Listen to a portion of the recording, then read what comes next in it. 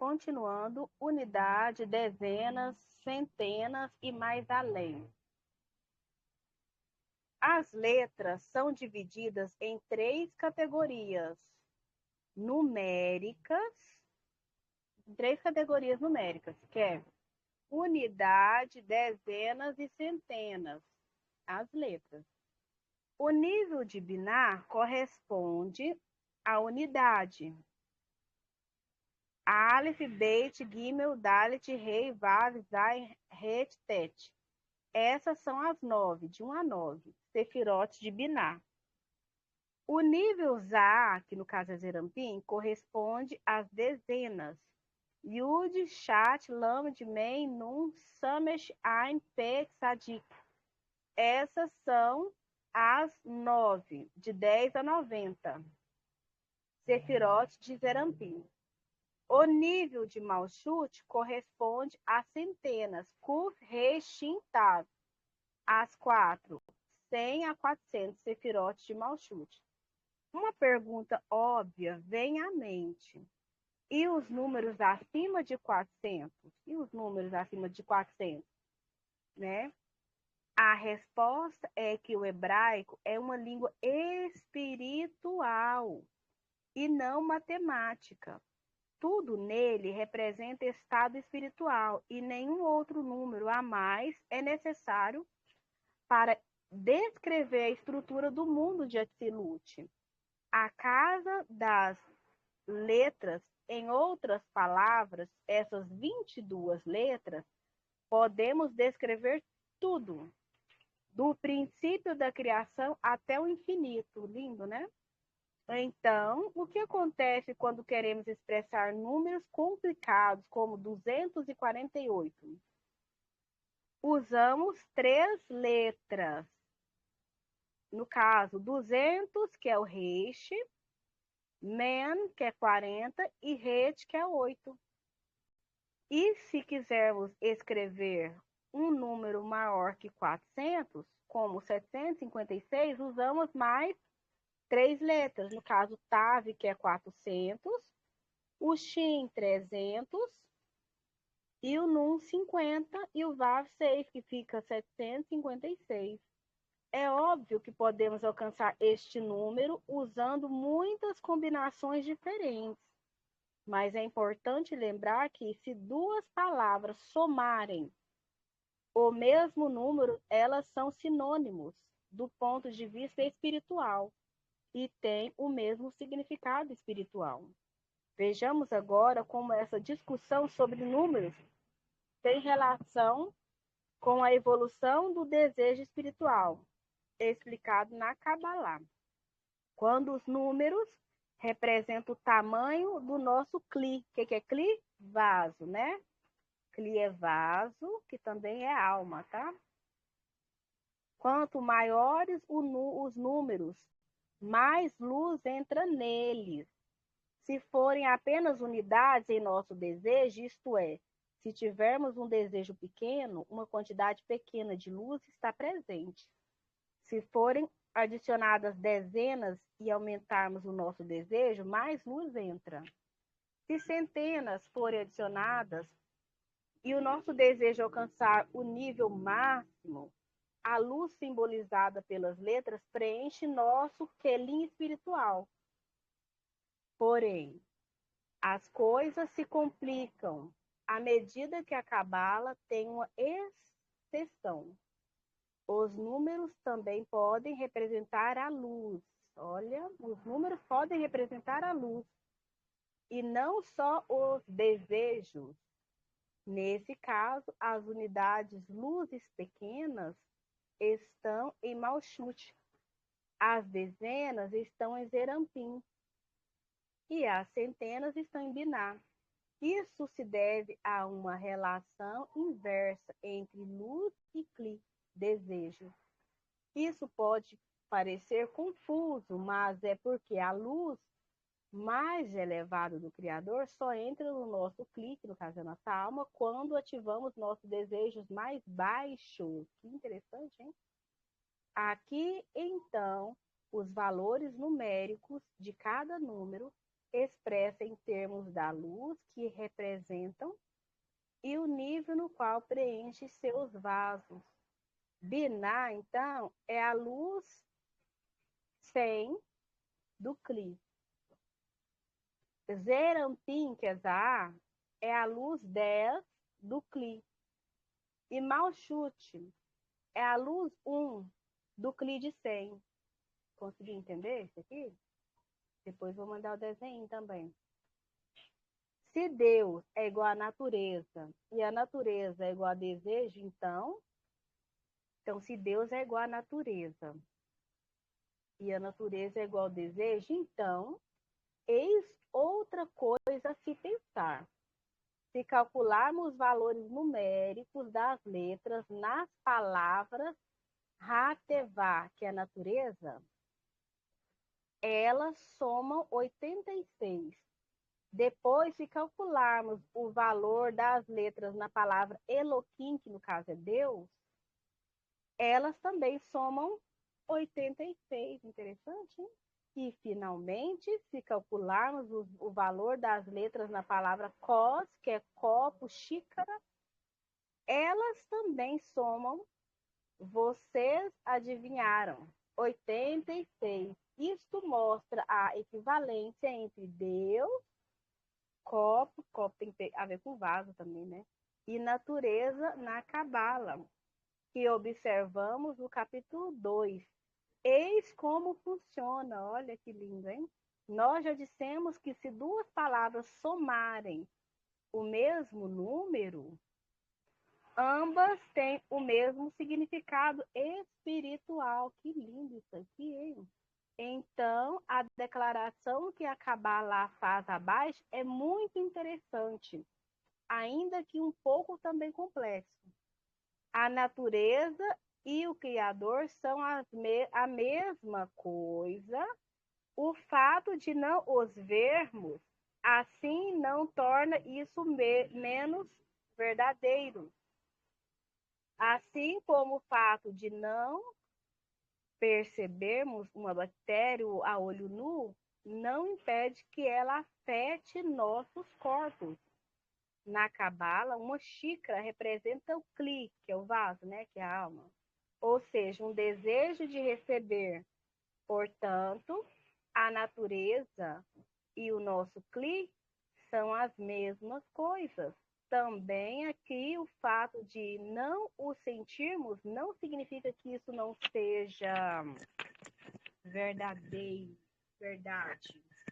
Mas o fato de ambos terem os mesmos valores significa que temos a oportunidade de corrigir, transformar nosso desejo para combinarem com a estrutura da natureza. Quando combinamos nossos desejos Kli com os da natureza, também os combinamos com o Criador, porque a natureza e o Criador são sinônimos. Em palavras simples, quando igualamos nosso Kli com a natureza, descobrimos o Criador. Muito lindo isso. Em termos de uma questão, é como se A é igual a B e B é igual a C. Então, A é igual a C. Então, né, A é igual a C, certinho. Os blocos construtores da vida. O nome de todos estes passatempos que os cabalistas fazem com as letras e os números chamadas de gematria, antigos cabalistas aperfeiçoaram a gematria a tal ponto que puderam descrever o conjunto da criação e a relação criador-criação, usando a gematria como demonstram as próximas sessões. A gematria é uma expressão do estado de um Kli que descobre o Criador de dentro de sua própria estrutura. O Kli é composto de 10 sefirotes, divididas no ponto do Yud. e nas letras Yud, Rei, Vav, Rei, novamente. Essa estrutura de 4 letras, olha que interessante, é conhecida como tetragramaton em grego, Havaiá em hebreu. Havaiá, lembra daquela música linda, né? E Yahvé, ou Jeová em português, que eles colocaram modificado, né? A primeira sefirá, Keter, pertence à extremidade superior do Yud. A segunda sefirá, Hormá, ao Yud, é a terceira sefirá Biná ao rei. A próxima sefirá, que é Zerampim, contém 6 sefirotes internas, Hesed, Gevurah, Tiferet, Netzach, Hod e Esod. Todas essas sefirotes estão contidas na letra Vav. O último rei é Malchut, que também é a última sefirá. De fato, Havaiá não é apenas a estrutura de um cli, é a estrutura de todo o cli e de tudo que foi e é e será. E é o elemento fundamental da existência. Como um holograma, quanto menos você cortá-lo, sempre terá a estrutura completa de 10 sefirotes, contidas em Ahavá, que é o mesmo nome do tetragramaton, né? Que também é a mesma coisa que eu expliquei naqueles 4 vídeos sobre o nome do Criador, né? Que é toda a existência aqui. Também por isso que essas 4 letras incluem palavras Havaiá, um termo genérico que em hebraico significa existência, ser. Abraão tomou a tarefa para si, você também pode. É importante entender que há uma relação entre as letras, deixa eu só marcar o negócio que eu vou ter que colocar agora. Entre as letras, Sefirot e o Kli. Porque na Cabala, o nome de uma pessoa representa o seu Kli espiritual. Por exemplo, Abraão representa um tipo muito específico de relação entre o Criador e a criação. Abraão representa uma alma que fez certo tipo de correção. Quando nasceu, o seu nome era Abrão, mas depois que se corrigiu, transformando seu desejo egoísta em altruísta, ele mudou o seu nome para Abraão. Ou a letra rei em hebraico, que foi acrescentada em seu nome, representa o rei de Biná, a qualidade altruísta do Criador. Isto indica que ele se elevou àquele nível espiritual. Esse é o significado. Descubra sua raiz, descubra seu nome. Todas as letras existem dentro de nós e em nenhuma outra parte. Elas são quelim espirituais. Então, todas as letras existem em nós e são quelins espirituais, ou seja, vasos, né? Como se fosse alma. Experiências que cada um de nós sentiu e sentirá novamente à medida que nós desenvolvemos espiritualmente. Os quelim percebem o Criador. E quando aprendemos o verdadeiro significado das letras, encontraremos dentro de nós todas as linhas, pontos e círculos que simbolizam nossa conexão com o mundo espiritual. Todo indivíduo tem algo chamado a raiz da alma. Que maravilha! À medida que subimos a escada espiritual e descobrimos as letras, as palavras e os números dentro de nós, nós aproximamos gradualmente de nossos verdadeiros egos. Que lindo, hein? O Criador só criou uma criação. Ó, só uma criação, hein? Essa criação foi dividida em 6.000 partes, que se partiram nas bilhões de almas que temos hoje no mundo. À medida que subimos a escada, percebemos que somos um corpo, e descobrimos nosso lugar nele. Esta é a raiz da nossa alma. Cada raiz tem seu próprio nome. E quando alcançamos a raiz da nossa alma, descobriremos nosso lugar no sistema de criação e quem realmente somos. E descreveremos isso com um nome que é exatamente o nosso próprio.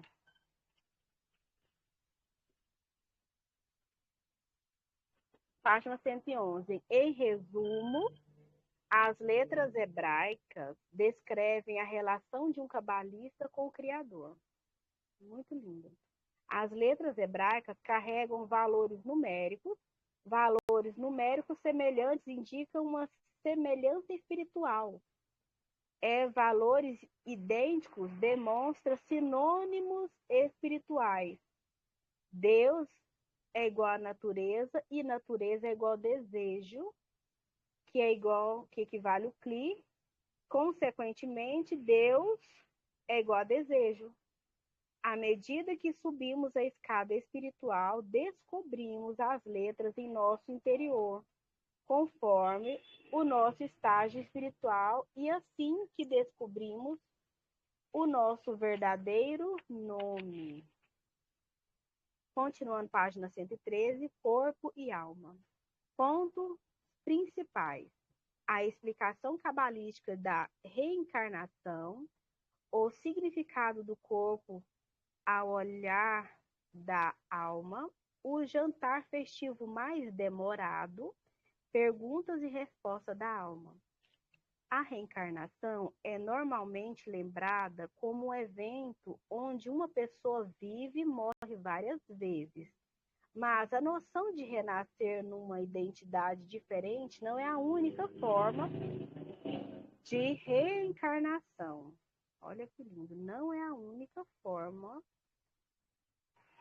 de reencarnação, hein?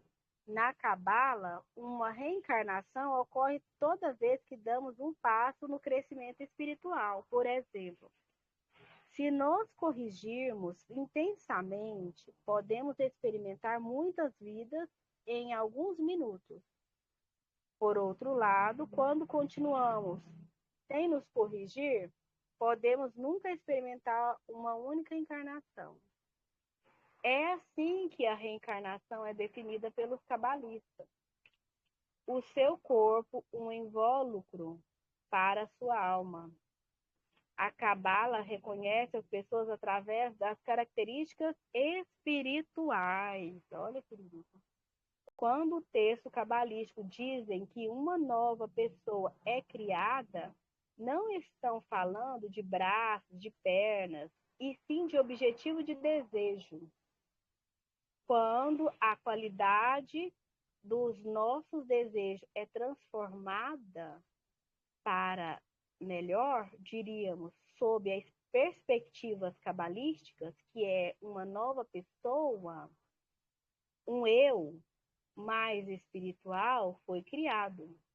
O corpo é somente um recipiente biológico. Por exemplo, os órgãos podem ser substituídos com os transplantes. A Cabala vê o corpo como um veículo que a alma pode trabalhar. Para corrigirmos a nossa alma, o corpo deve estar presente e ativo. As almas só têm um desejo durante sua existência nos corpos físicos. Elas desejam voltar à sua fonte, ao nível que estavam antes de sua queda. O corpo, com seu desejo de receber, arrasta a alma para este mundo. O desejo de sermos espirituais ajuda a alma a voltar à sua raiz espiritual. Recicle-se até que esteja maduro e pronto. As almas descem à terra e depois sobem novamente, como um ciclo, né? Sobe e desce. Elas se unem ao corpo, voltam à fonte, outro termo cabalístico para o Criador. e repetem o processo. Elas continuam retornando até completar sua correção. Nós experimentamos muitas encarnações ou novas almas de várias maneiras. Pode-se através de uma experiência preocupante.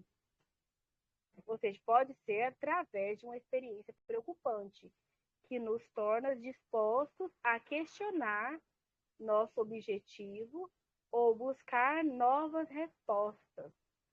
Pode ser através de estudo da Cabala. Quando estamos maduros para a espiritualidade, por exemplo, podemos descobrir um guia para a sabedoria oculta da Cabala. Este livro pode ser o começo de nossas encarnações conscientes. A encarnação que flui através de nós retornar à fonte. A nossa missão na Terra é atravessarmos tantas encarnações quanto forem possíveis, de forma que nossa alma descubra sua última correção. Interessante isso aqui. Qual a razão das aparições repetidas? A reencarnação é o conjunto de aparições repetidas da alma dentro do corpo deste mundo. Isso ocorre até que cada alma alcance o fim de sua correção. A correção completa é uma tarefa que possui vários níveis. Uma alma pode não completar sua tarefa, não retornando à raiz num único ciclo.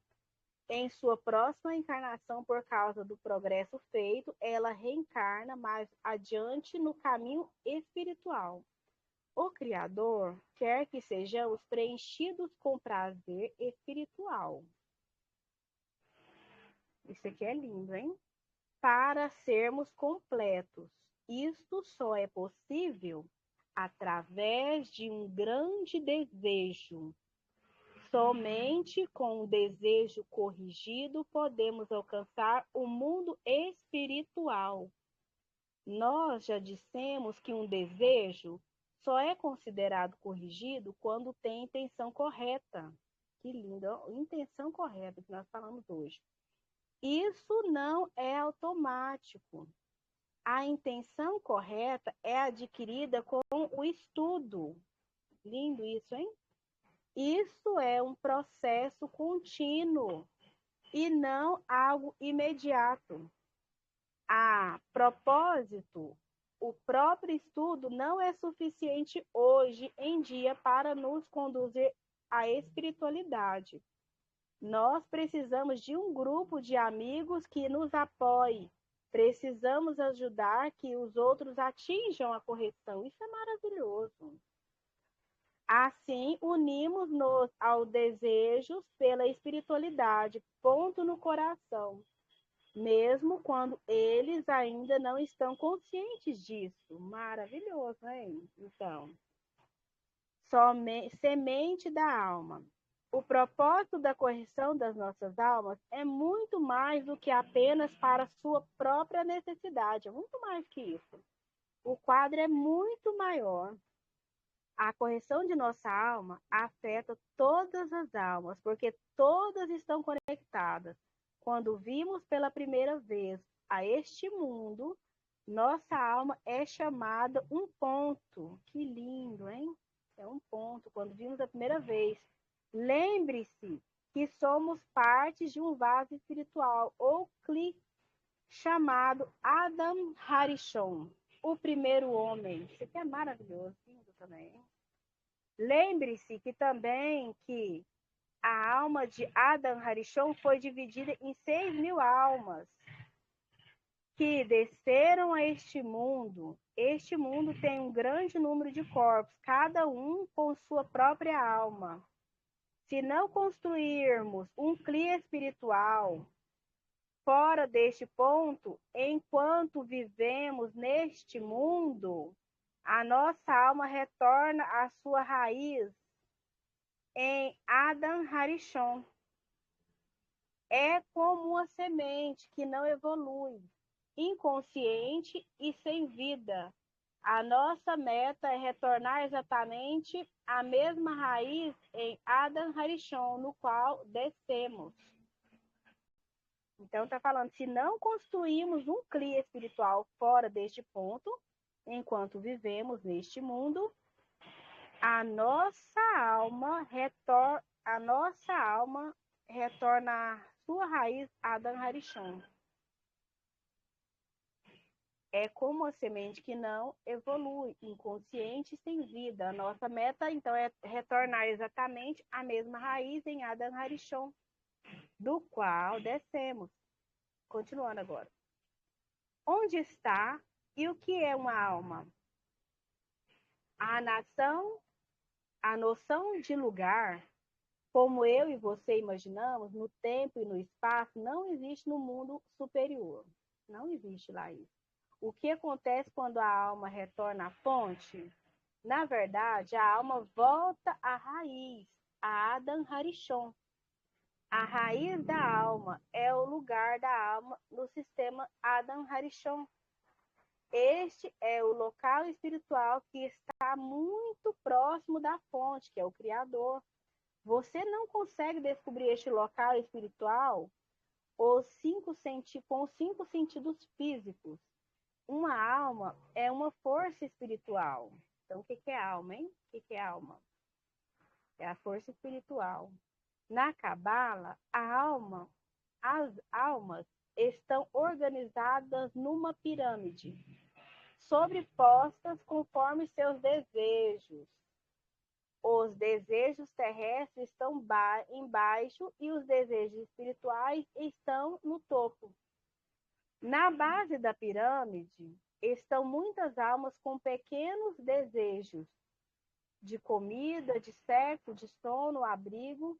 Estes são desejos animais, tá? Esses desejos de comida, sexo, sono e abrigo. Estes são desejos animais. No próximo nível estão aquelas que desejam a riqueza. Depois eu vou até fazer um desenho e colocar no grupo com o estudo. Depois eu vou voltar nisso aqui. Algo além da necessidade básica. Olha, então no nível 2, né, tá a riqueza, que é algo além da necessidade básica. No próximo nível está o desejo de controlar os outros, né? Pela força ou pelo poder.